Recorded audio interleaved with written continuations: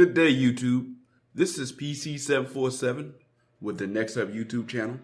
Now, before I get started, I'm going to let you know you may hear a slight humming in the background. I'm trying to make sure to put the heater as far away as possible so that it do not get picked up by the mic. But if you do hear it, it's because I have a heater on. It's pretty cold where I'm at, so I'm going to go ahead and keep the heater on. But the reason for today's video, I want to talk about the talk of the week right now. Google Stadia. A lot of people been hearing people talking about it. And, hey, I feel like I kind of want to weigh in. I've been playing with the Google Stadia pretty much since it's debuted. I put out several videos, especially in the past couple of weeks, showing off some of the gameplay. I kind of been very, actually appreciative and even positive about some of the things that have been coming out from Google live stream. I feel like Google have a lot in store that they can do with crowd play. And, with the latest news that came out from Google, people have to wonder, is this it? So just in case unfamiliar, so Google Stadia, which came out about a year or two ago, debuted as a cloud gaming platform. And basically you will be able to play high bitrate games through the cloud. And they pitched that it very well will come with so many other features besides just gaming, such as crowd play, which means, you could be watching somebody's game on YouTube. Let's say if I were playing a game on YouTube Live and I was streaming it, something like a Madden or let's say even Mortal Kombat or something. You as a audience member can just click a button and jump in and basically be able to play me live. That was the pitch. Now, I talked about last week that the problem with that is the fact that it's just not available right now for a number of your high-profile games.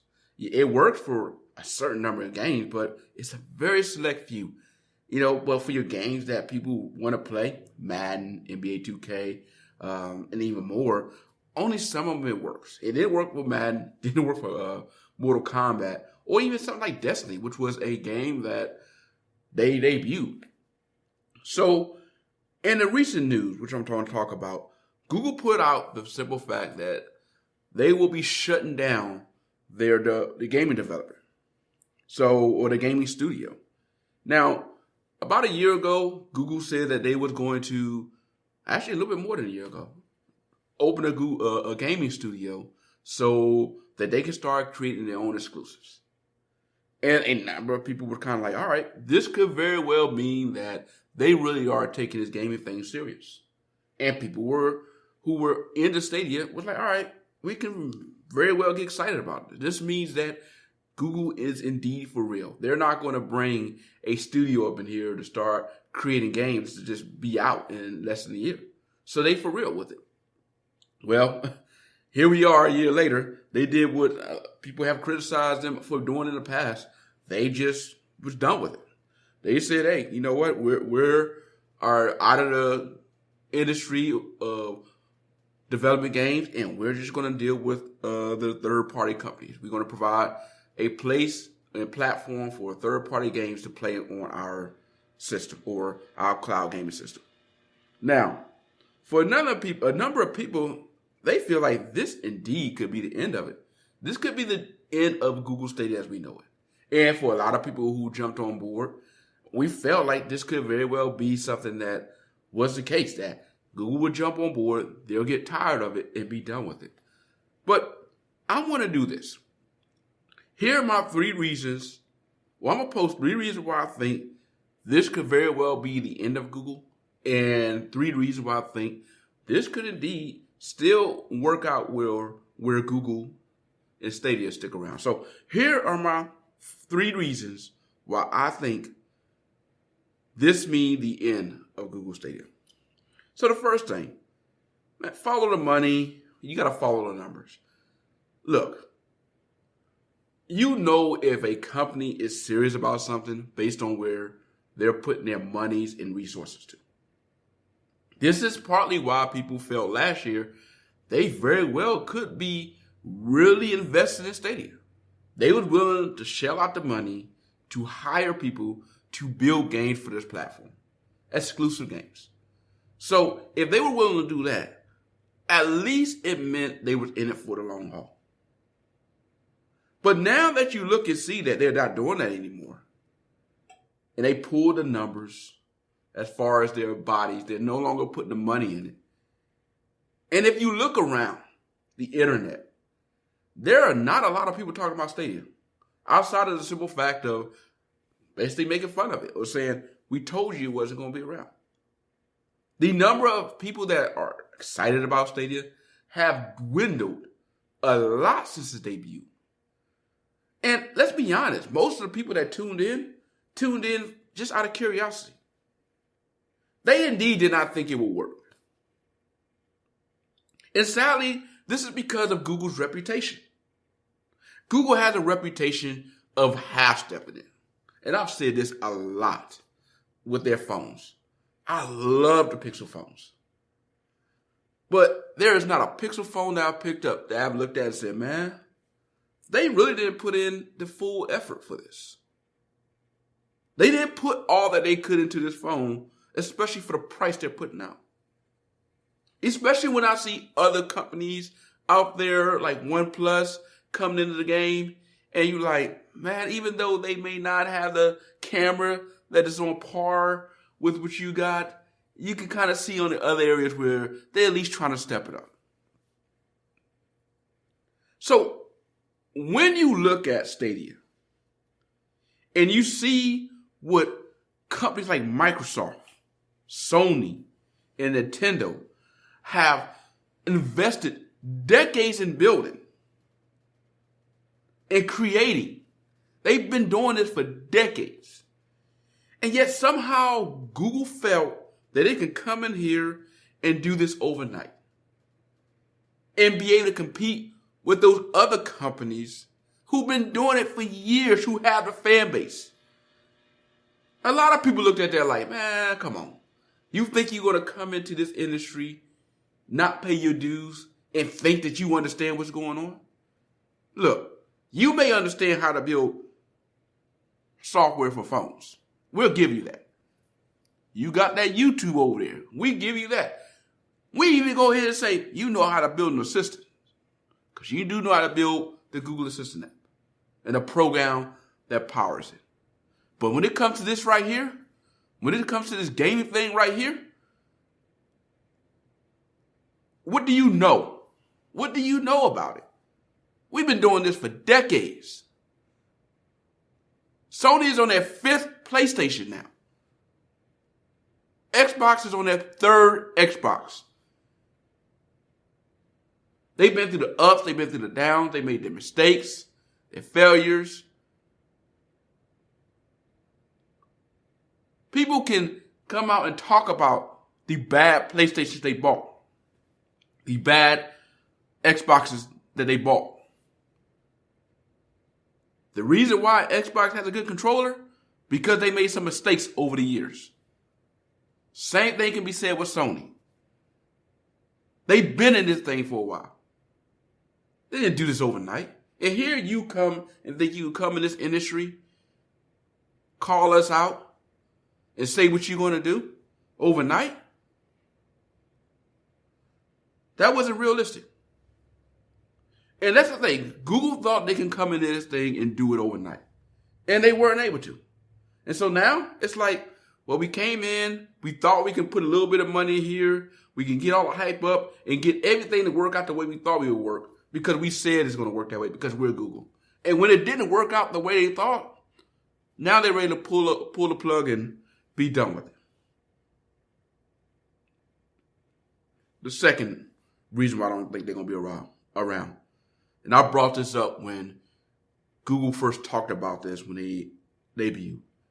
There was a question that people brought up. It's like, okay, you're going to be gaming through the internet, high bitrate gaming, through the internet, through the cloud. So what about the ISPs? What about those who live in areas that they can't get high-speed connection? Oh, even better. What about those who are stuck on companies like Comcast that want to charge overages? You know what Google's response to that was? Well, these ISPs they'll catch up. They'll catch along. They'll understand this is what the customers want, and they'll go ahead and make the changes needed. Now, many people looked at that and said, man, you're kind of being very forward-thinking right now, to be presumptuous, to think that these ISPs are going to roll over for you. First of all, there's not a lot of people hollering about Stadia right now. And second, remember, they do not have to make the changes that you think they need to make for your system to work, especially with net neutrality now be gone. They can very well indeed continue to say, look, if you want more data for you to play these games, we're going to charge you more money for it. So who's going to be willing to pay that extra money to play what you have versus what I can get on Sony with the PlayStation or Microsoft with the Xbox? The same games I can play over there without paying the extra fees. Is it worth it? And that's what people had to decide. And for a number of people, it wasn't. For a number of reasons. Here's one. If you lived in an area where your ISPs cannot provide these speeds, what are you going to do? It's not like you can go out there on your own and start building infrastructure. And if you live in a quiet, peaceful area, you're someone who like, man, I don't want to live in a congested area. I want to live out in the country where I'm by myself, where I can just shoot my guns and all night long and not disturb my neighbors. I want to be in my own property. If you're someone like that, why would you want to give that up? And the reality, if you live that far out there, you probably do not have the high-speed internet that you would have if you lived in the city.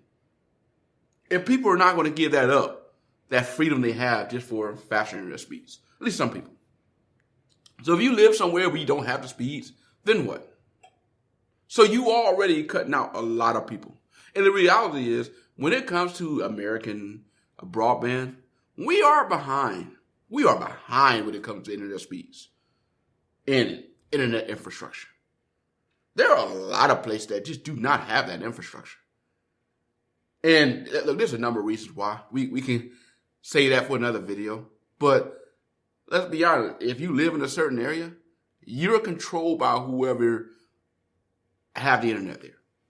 In most places, if you have Comcast, you're stuck with Comcast.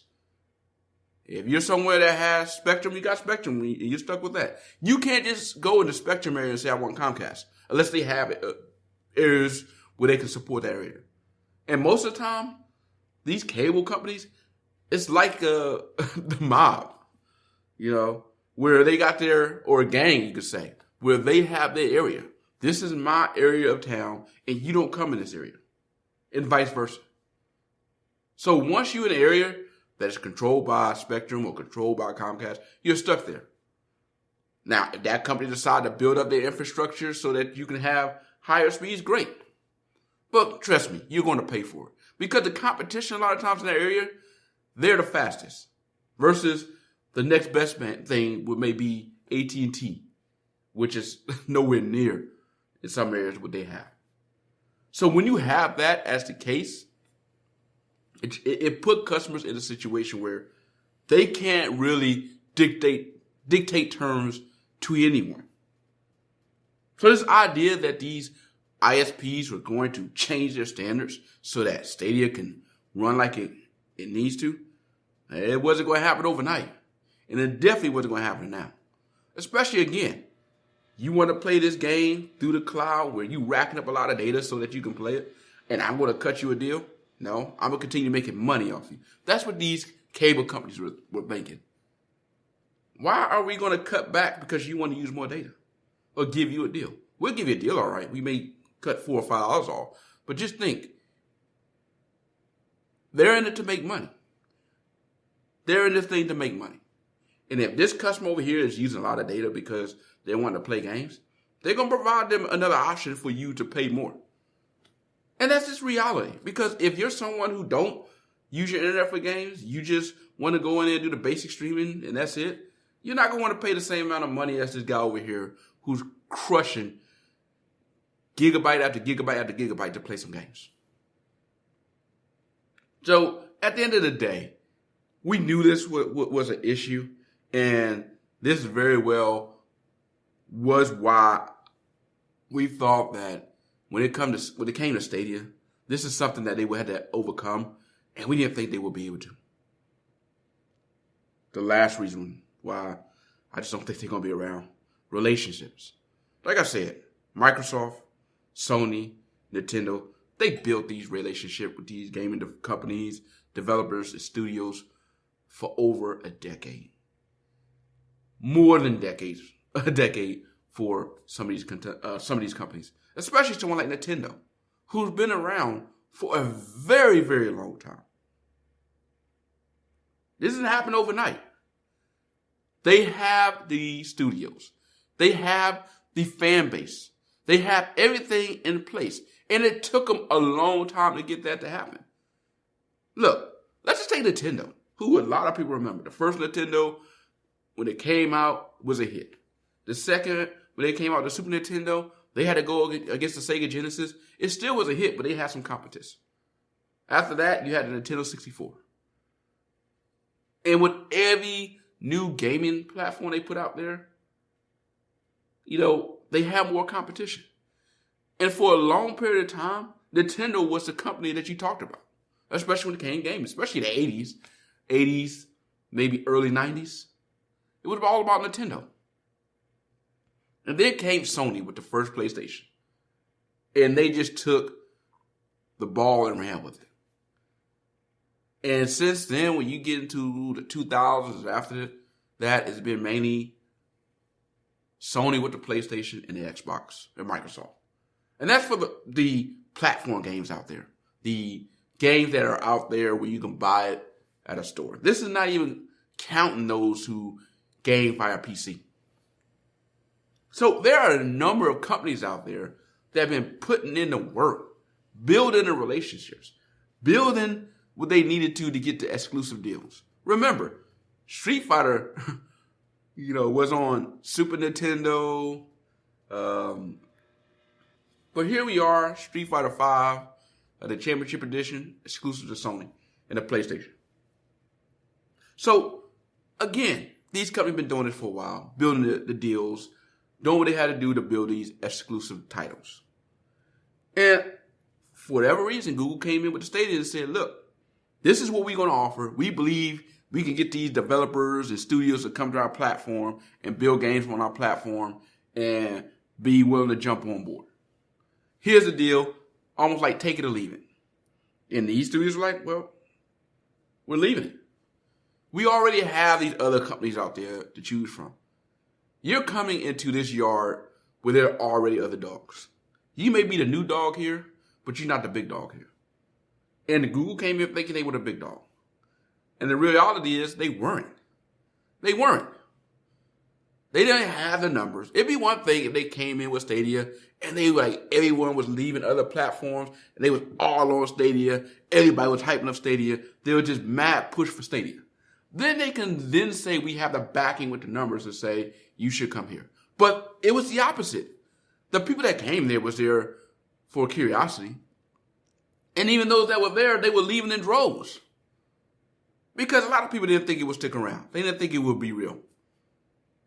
Most people would just gave something to do, to look into until the PlayStation 5 came out or the new Xbox. And now that the PlayStation 5 is out and the new Xbox is out, they're not thinking about Stadia, which is something we already knew was going to happen anyway. We knew Stadia would have to make a big splash and stick around and be able to do something that the others couldn't in order to get those numbers. They basically needed to hit a Hail Mary and score, and then score again, and then score again, and then score again to maybe get the numbers. And the reality, that's not what was happening. They were throwing the Hail Marys, but there were a lot of drops and drops and drops. So, especially when you look at some of the things they were promising, they didn't come through with that. And people are like, you couldn't come through with the things you were promising. And here we are. Why should we stick around? And they didn't. So, this is why, the third reason why I don't think that when it comes to Stadia, it's going to be around. They couldn't build relationships to get the game, studios to jump on board, to get the games that could come in and wow people. All the games they have are old games. Destiny 2, okay, it's nice, but it's old. I mean, outside of Mortal Kombat, Cyberpunk, and Madden 21, I can't really think of anything that was really new that stood out to me. I think the new NBA 2K was new as well. But I'm talking about the games that's outside of that. Now, again, I was impressed that they actually unveiled Mortal Kombat 11 Aftermath on the same day that the other studios did. They did so in Cyberpunk. In fact, that's something that's worth talking about. Something I'm going to bring up in the positive. That one of the things they did do right is one of the few companies that was able to release Cyberpunk with very few to no bugs. Something that's worth talking about. But at the end of the day, when you power up Stadia and you look at for $10 a month for the premium or to be a part of the Stadia Pro, and you look at the games you have to choose from, there's not a lot of games that stand out that say, man, I need to buy this game. I need to check out this game. Now, if you're a casual gamer like myself who haven't had a gaming system in over a decade, then yes, you may say, all right, I may pick up a Destiny or one of these other games that are part of the Pro package and play around with it because it's like, well, I don't have any other games, so I'm willing to check it out. But if you're someone who's been in the gaming industry for a while, you've already played those games. You've already beat them. You already moved on. You're ready for something new. And you didn't have anything new to offer them. And you came into the gaming industry. You came in trying to take on these gaming platforms. You came into your yard. And I don't think you realized what it took to come and make a splash here. You didn't really understand what it took to appeal to gamers. And I think a lot of it because you didn't have enough true gamers guiding you to teach you and tell you what you need to do to make it really work. As well as you being willing to invest in making it happen. And because of that, I really don't see why Google Stadia will be around and why would anybody would even care about it. Now, after saying that, here are some of the 3 reasons Google Stadia very well may still be able to stick around. So reason number 1, and I just kind of talked about it, despite people being critical of Stadia, and rightfully so, they have been able to do very well with a number of games. I know the games I played, whether it be Mortal Kombat 11, I have Destiny 2, Red Dead, Attack on Titan, Mortal Kombat, Madden 21. I have to tell you, when I was playing those games, I did not feel like I was playing over the internet. I almost felt like I was playing on a console, especially Madden. Sitting there trying to knock down a pass, juke, or whatever. Like, if you realize what's happening, like if you step back and realize that when you push that button, it has to go all the way to the server in order to register onto whatever you watching or playing the game on. And for most of the time, I'm playing on my Chromebook. For it to register on my Chromebook, you had to go all the way to a server in San Francisco or wherever Google keep their servers to then come back and register on my gaming pad. That's how that works. And yet, when I go to juke, knock down a pass or whatever, it don't feel like that. Now, is there some lag? I'm pretty sure someone out there that's in the gaming industry that measures all that stuff will say, yes, there is some gaming lag.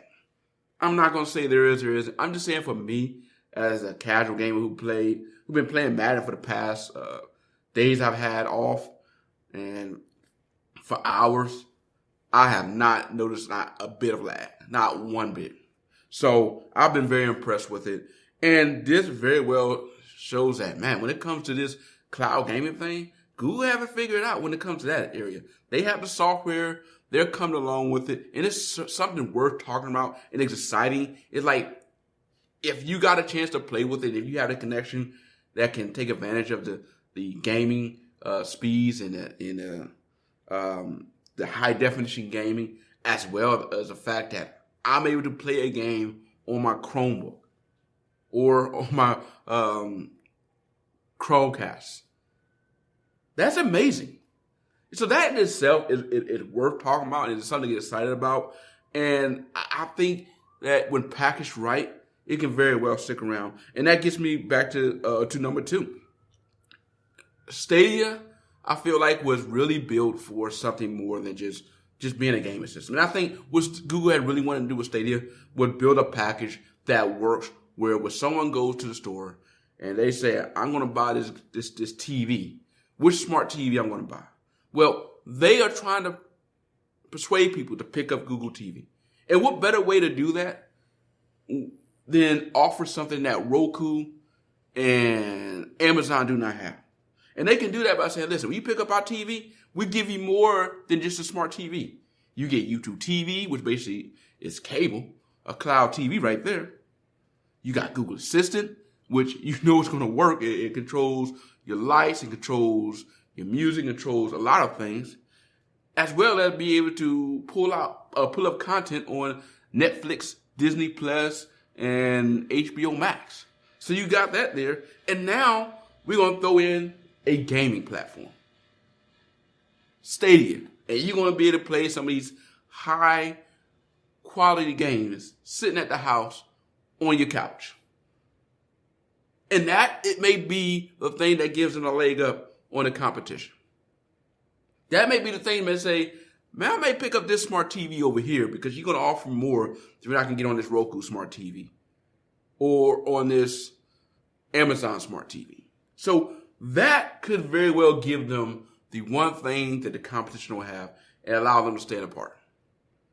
And why would that be a big deal? Well, look, even if they don't have any of the exclusives, if they are able to get some of the higher profile games, the Madden, the Mortal Kombat, the stuff that just, sticks out onto the commercials, those type games, you can get a couple of those.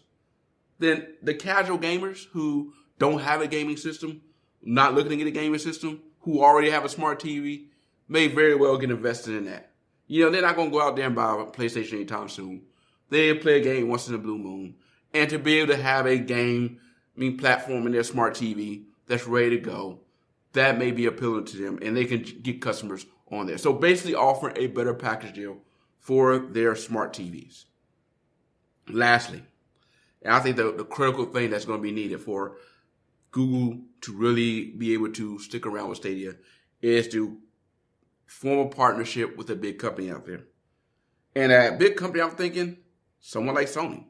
Now, you got to ask, why would Sony want to partner with Google with Stadia? Like, what could Google offer them? And I say, let's just step back for a second. You look at what Microsoft is doing, right? You pick up a Microsoft Xbox, you already have the ability to, plug in your cable box and still have a set-top box setup. You can see and play a lot of your cable TV shows right there and there. You basically can have a package when you feel like you get a gaming system. It's more than just a gaming system. And Sony tried that. They tried to do that and offer that with the PlayStation Vue. And it didn't quite work out as well as they would have hoped. So what Google can bring it to this is, look, we provide you YouTube TV. We give you that cable or that cloud TV that you've been trying to build. You got that. You throw in there YouTube because everyone's trying to jump on that YouTube. Oh, even better. It's something that we can offer you that no one else can offer you.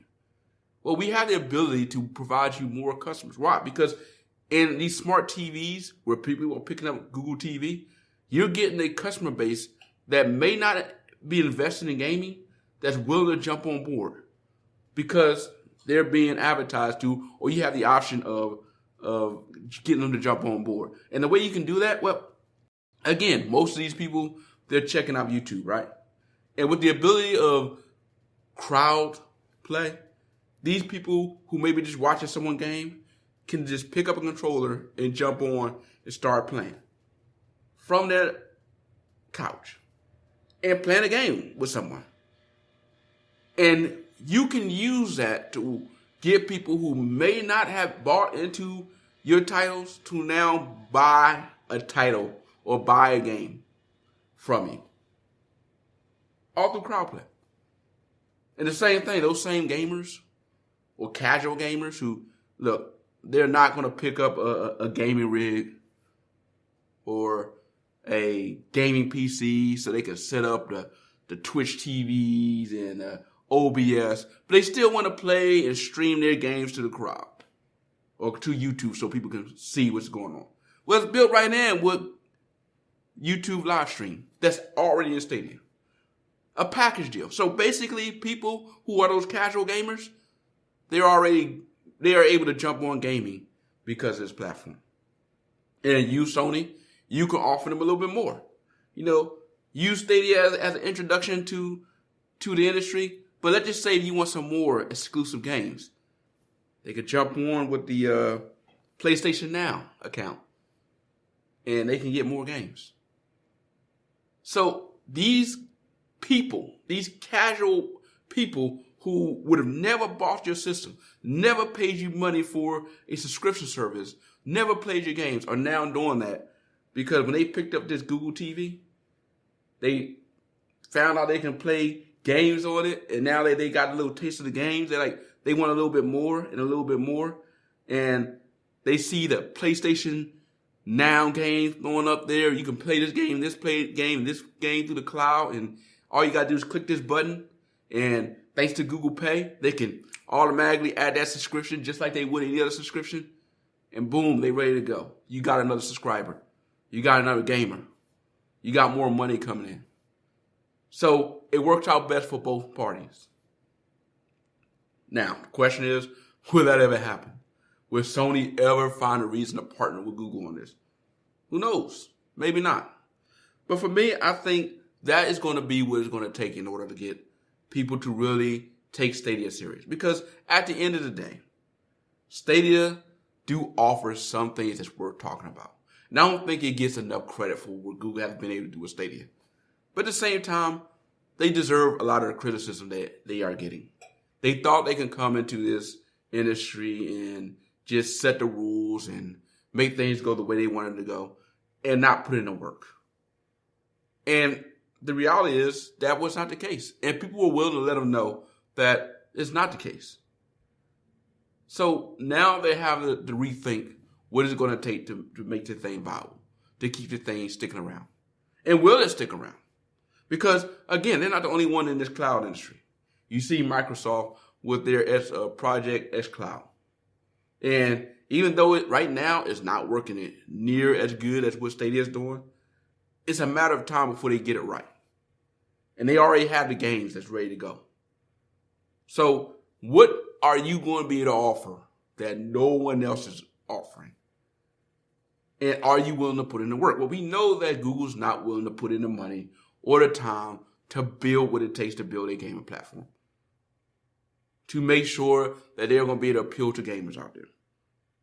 So they're going to have to find a platform that's already done it and find a way to partner with them if they're willing to do the partnership. Because if they don't, be honest with you, I can't see a reason why anyone would stick around playing with Stadia. Not at all. But I'm curious your thoughts. What is it going to take for Google and Stadia to be able to stick around? If they are going to be able to stick around. And do you see them sticking around any further than a year or two? Post your comments below. And again, thank you for joining me on today's The Next Up. Have a good week. I'm out.